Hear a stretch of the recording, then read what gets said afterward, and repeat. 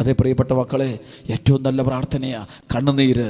നമ്മുടെ വേദനയുടെ നടുവിൽ നിൽക്കുമ്പോൾ, ഒറ്റപ്പെടുമ്പോൾ, സഹനങ്ങളുണ്ടാകുമ്പോൾ, തിരസ്കരണങ്ങളുണ്ടാകുമ്പോൾ, പീഡനങ്ങളുണ്ടാകുമ്പോൾ, ആരുമില്ലാതിരിക്കുമ്പോൾ, എല്ലാ വാതിലുകളും അടഞ്ഞുവെന്ന് നാം സ്വയം തീരുമാനിച്ചിരിക്കുമ്പോൾ, ഇനി പ്രതീക്ഷയ്ക്ക് വകയൊന്നുമില്ല, ഇതിങ്ങനെയൊക്കെ പോകാൻ പോകുന്നുള്ളൂ, ആരുമില്ല എനിക്ക് ആരുമില്ല, എല്ലാവരും എന്നെ ഉപേക്ഷിച്ചു, എല്ലാവരും എന്നെ തള്ളിപ്പറഞ്ഞു, എല്ലാവരും എന്നെ കുറ്റം വിധിച്ചു, ചെയ്യാത്ത കുറ്റങ്ങൾക്ക് ഞാൻ പീഡനം അനുഭവിച്ചു, ഇനി അനുഭവിക്കാനൊന്നുമില്ല എന്നൊക്കെ പറഞ്ഞ് നമ്മൾ കണ്ണുനീരൊടുക്കുന്ന സമയത്ത് എൻ്റെ പ്രിയപ്പെട്ട സഹോദരങ്ങളെ, മനുഷ്യരുടെ മുമ്പിലല്ല കരയേണ്ടത്, ദൈവത്തിൻ്റെ മുമ്പിൽ കരയുക.